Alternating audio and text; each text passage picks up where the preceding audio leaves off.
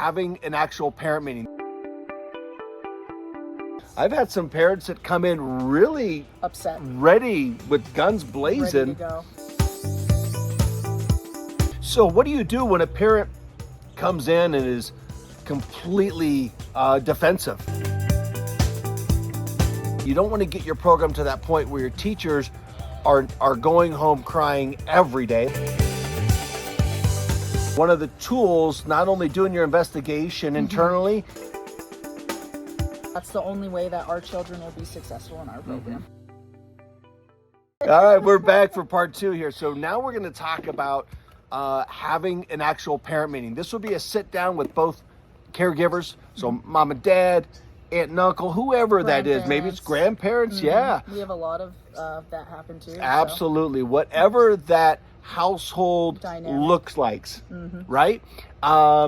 So let's dive into that. And this can be some of the scariest types of meetings ever. Yes. I've had some parents that come in really upset, ready with guns blazing. Ready to go. It's amazing what we can do to melt them, though. We open our ears and our heart and our mind. We acknowledge what they have. There may be some common ground that you're like, I agree with that statement, you know. But then you got to turn your investigator hat on. Exactly. Right?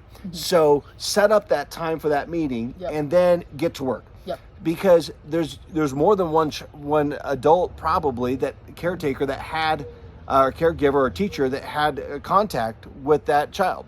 So then we go around and we go, okay, tell me about Joaquin. Tell me about his morning. And then he transitions from, you know, our toddler room into his 3-year-old room for the rest of the day, for example. So tell me about the parent interaction you've had for the last weeks. Have you documented anything? Tell me about this one event. And talk to several people, anybody that would be involved in that. Involve teachers, aides, directors, maybe the cook, whoever it might be, to get as much information as you have. You never want to go into one of these scenarios or meetings, especially with a parent that is really, you know, upset, or with a situation that needs to be really addressed in your program. So, so do your due diligence, get all of the information. Never assume. Never go in with, okay, I already know A, B, and C, because, you know, 9 times out of 10, you're probably wrong and you don't really know. And then talking to those parents opens up, hey, I didn't know that was going on at home. Oh, shoot, that makes sense why Joaquin is doing, you know, this at school. Yep. And so figure out, get your whole team on the same page, figure out who needs to be in that meeting. There's going to be probably some critical people to be in there, and then there's going to be probably some support people or some others that don't need to be in there. You just need to speak for them, right? We've had parent meetings with 4 or 5 people in a tiny little office. Yes. And it was necessary, though. I feel like we had the necessary people, you know, to be a part of that meeting, like you said, and it really depends on, you know, the situation. And so what I recommend is go into these meetings with an agenda, more so with, you know, with purpose. And an open mind to be able to take new ideas and, you know, new resources that parents might not have thought of, or vice versa, that we might not have thought of, that parents give us too. Yep. So you go in there with, hey, some objectives, some potential scenarios, and then that open mind and listen, because that course of action, I've gone into meetings before and I'm like, I feel like, and one of the questions I ask my staff, especially when it comes to potentially releasing a child from care, is, do you feel that you can meet that child's needs in our program? And 2, can you provide, do you feel comfortable rather keeping that child and the other children safe in that child's presence? When they tell me no, you got to make sure you're listening to that, right? Then I know that we're at that point where we either need to potentially release that child, or we need additional support or services. We need something. Something's got to change. And releasing a child is only one of those possibilities. So go in there with those, and then keep that open mind and see what happens. I can tell you times I've met with staff before and I'm like, yep, this is it. This is going to be their pink slip. And it didn't happen. Because I listened and was open for it taking a new direction. So, all right. So we're going into that meeting. I almost always start the meetings because I want to let them know where we're at. Exactly. I want to be right up front with where we're at. I'm not going to run them over, steamroll them, but I want to tell them our position. Do not dance around the topic of we're kind of struggling, but he still has really good days. But I mean, if this is a serious situation, you got to get to it, because those parents are probably just as nervous or twice as nervous as you are. And they're wondering, is my kid getting thrown out? And how long do I have to find other care? Exactly. That's a certain possibility. And so you might let them know up front, this is a conversation we're going to have, whether we can continue care. Or you might say, hey, we're not in a position where we're even considering at this moment releasing Johnny from care. So I want you to know that. Exactly. But we really need to get to, second, third, fourth layer of information and communication with you guys so we can continue providing great care for him or her. Yeah, exactly. So what do you do when a parent comes in and is completely defensive? I cannot remember a time where a parent came in defensive and left that way. No. It always turns. Part of the reason they're that way is because either there's a misunderstanding by you or them. They haven't seen the compassion that they want to see for their child, and you're going to show them that in that meeting. Exactly. You're going to show them that compassion. And if you can get both caregivers there, both parents, one of them is going to help soften the hard one and break down some of those walls. Yeah, exactly. And again, that's why we, get all the information. It's not just for us, but that shows parents we do care. We're taking that time to notice that, little Johnny is acting out at lunchtime. We're noticing little Johnny is getting nervous for circle time. So I think that helps soften parents. We're like, hey, we have these notes, and we show them we are watching him, we are paying attention, and this is why we're sitting here, because we don't want him to continue this, and we don't want you guys to feel like, you're not doing enough for him as well. Yeah. Yep. And it's so important to be proactive on this. So important. You don't want to get your program to that point where your teachers are going home crying every day, like every other day. That's normal. Yeah. Oh, yeah. Life is hard. Life is hard. Children are hard. 20 children are hard, right? It's a lot. It's draining, yeah. But don't procrastinate these parent meetings and or let parents push them out so far, right? Because they'll be like, why, I can't do it this week. We're so busy. And I'm thinking, come on. This is your kid. This is your kid. And so there's a reasonable amount of accommodation. But at some point, if I need that, I will say, listen, after Tuesday, if we don't have that meeting with you and Dad, we would have to suspend care until we can have that meeting. Now, I can't ever remember saying that to a parent, but I would, and I've wanted to. But usually I'm able to get that meeting before having to say that. But that would be my position, is that, no, we've got to meet.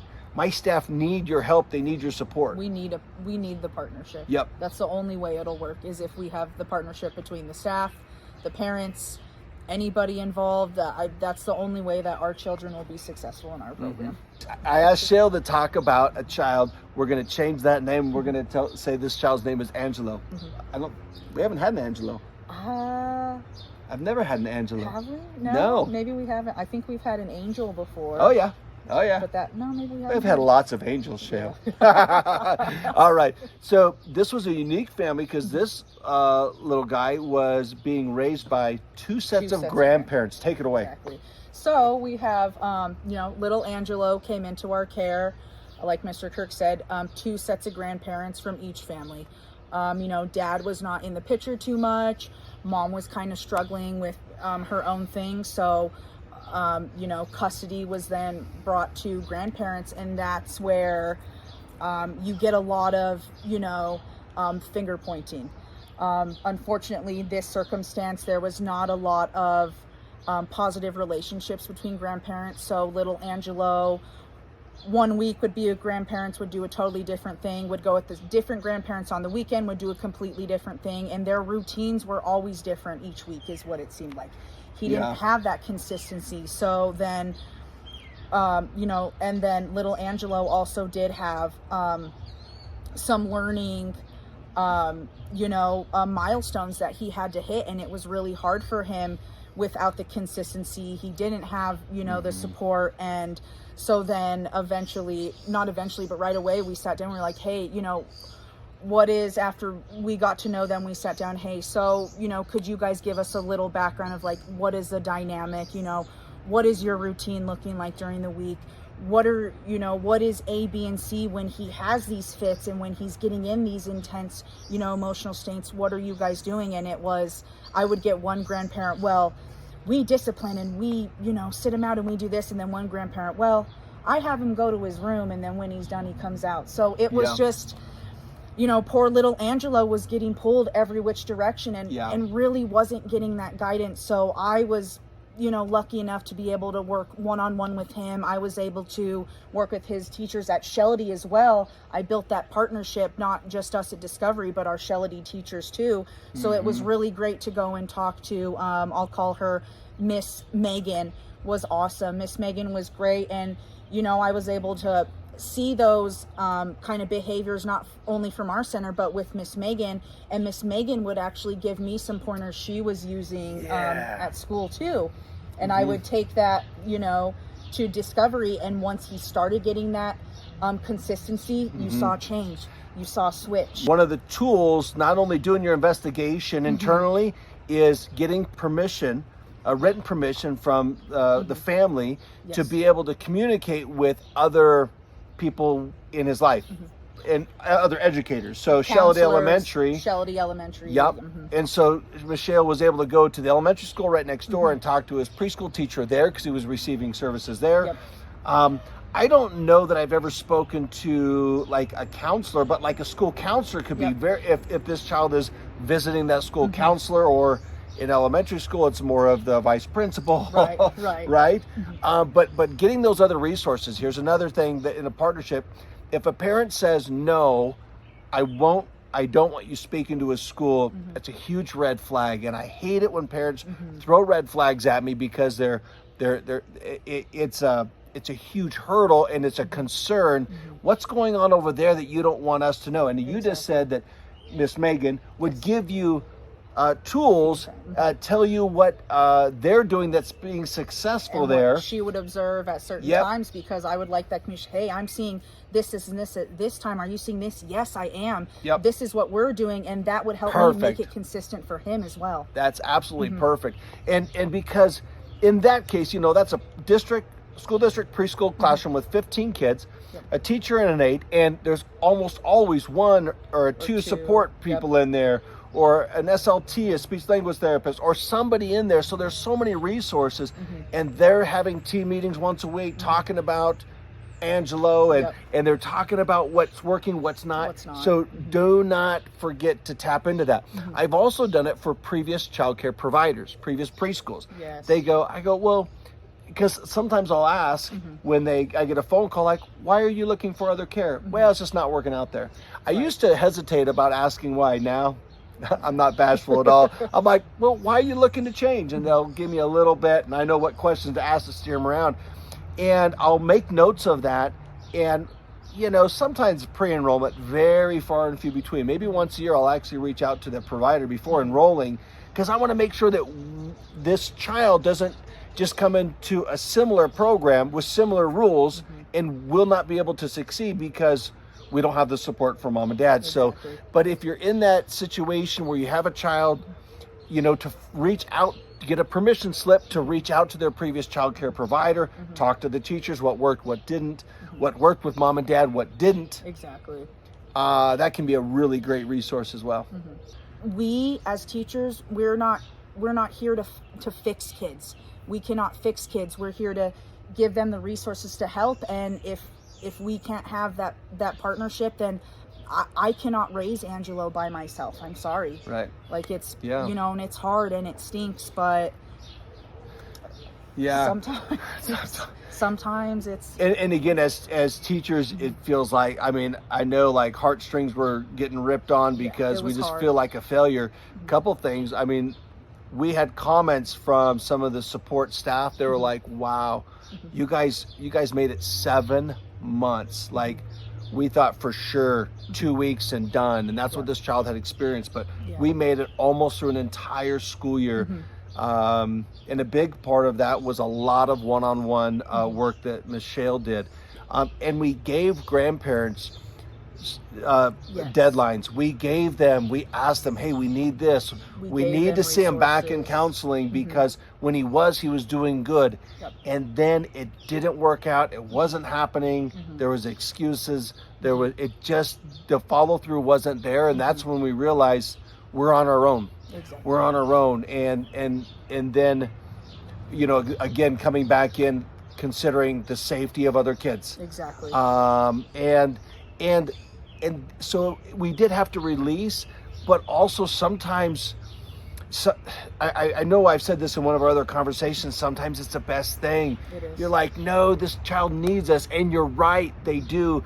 They ultimately need a program that grandparents or parents are going to be able to partner with and willing to. And sometimes it takes doors getting closed to really and no's before you really are ready for the right yes. Right? It's all about relationships. So, right? We've all been through probably a few relationships that didn't work out. Can you think of any right now? Personally, I can think of a few. But we had to get through that to find one that we could partnership with, and it's the same. I believe. I think that philosophy really, and because we sell that to our teachers, and they know that we've got their back and we're supporting them. That's why we've had teachers around here for many, many years. I hope that was helpful, insightful. We'll prepare you for some of those meetings. Again, we talk about releasing. That's the worst. That's last scenario. Yeah, I mean that doesn't happen very often at all. I mean, usually it's, hey, okay, let's meet again, or let's continue talking. I think more than anything, out of these teacher meetings comes a newfound respect between parents and our teachers, new understanding for the child, new goals. Sometimes we get out and we're right where we left off. So sometimes it's not great and we're just continuing to do our best. So, I mean, there's just a palette of potential outcomes that could come out of these parent meetings. But have them. Open that communication. All right, everybody. Thanks for being back with us again. Hey, we're coming at you again here soon with another one of these early childhood education support professional course. We want to help you, support you in your program, regardless of your position.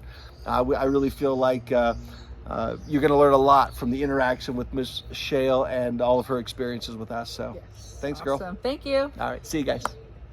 All right, good. That was two good ones.